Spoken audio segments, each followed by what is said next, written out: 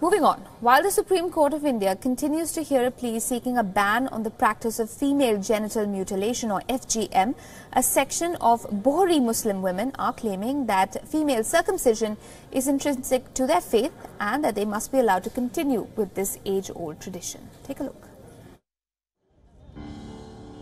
The Dawoodi Bohras is a Muslim community of traders that hail predominantly from the western Indian state of Gujarat. They are identified as an educated, prosperous and philanthropic community. India is home to nearly 1/3 of Dawoodi Bohras in the world.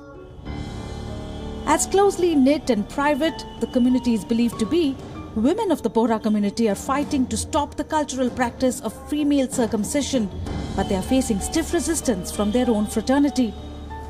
Back in 2015, a handful of Bohri women in India decided to draw attention to the plight they had all suffered and were not willing to let the future generation experience similar hardships.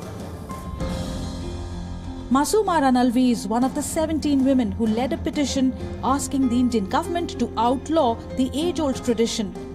A practice, often termed as khatna or kafas, involves the partial or total removal of the external female genitalia. As a 7-year-old, RANALVI was lured with the promise of an ice cream by her grandmother. She was instead circumcised by a midwife in a Mumbai neighborhood. One of the biggest reasons is it violates a girl's and a woman's human rights.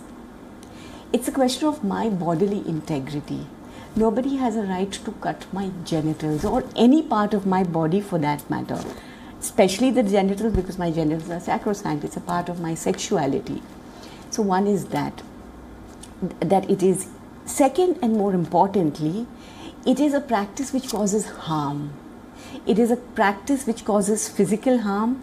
It is a practice which causes deep psychological harm, because you're doing it to a child without consent of the child, without the knowledge of a child, and it causes sexual problems. Latest studies have revealed that 3 out of 4 Bohra girls are subjected to female genital mutilation or FGM by the time they turn 7. Arifa Johari is a Mumbai-based journalist from the Bohra community. Recollecting her unpleasant personal experience, Arifa questioned her mother while growing up. What could justify such an act under religious compulsion or tradition? She later founded a survivor-driven group to enable a discourse around the controversial and rudimentary practice. Why should anybody's religious freedom impinge on the bodily integrity and basic human rights of another person? In this case, the other person is a child who is not giving any consent and who does not have any way of knowing what happened to her. The practice is also condemned strongly because of lack of medical and scientific reasons. More often done clandestinely by non-medicos, the survivor is at increased risk of post-procedural complications. FGM can affect women's health by 2 factors. One, sexual health and psychological health. Clitoris being a vital organ for sexual arousal, women's sexual practice, excitement and satisfaction get affected.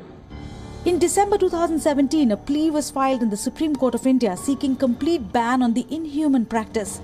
A 3-judge bench headed by the Chief Justice has observed that it violates the bodily integrity of a girl child. Meanwhile, a group claiming support of 69,000 Dawoodi Bohra women has approached the Apex Court of India citing religious texts that mention circumcision as a gender-neutral ritual. They say they must be allowed to practice the 1400-year-old ritual. Very large section of the Dawoodi Bohra community women in India are in support of cuffs. That means it clearly shows that a very large section is very clearly saying that none of us have any issues. This is our religious practice and we must be given the right to practice our religion. We are not forcing it on anybody. People who don't want to follow do not follow. While India doesn't have a clear-cut law criminalizing genital mutilation, it's a signatory of United Nations Convention on the Rights of the Child, which declare female genital mutilation to be a human rights violation. As this long-standing debate reaches the apex court of the country, a sizable number of Bohri women have emerged, attributing sanctity to this age-old practice and endorsing its continuance. With Nagin Singh in New Delhi, video journalists Arundam Sarkar and Kamaljeet Singh in Mumbai, Pragya Jha, WION.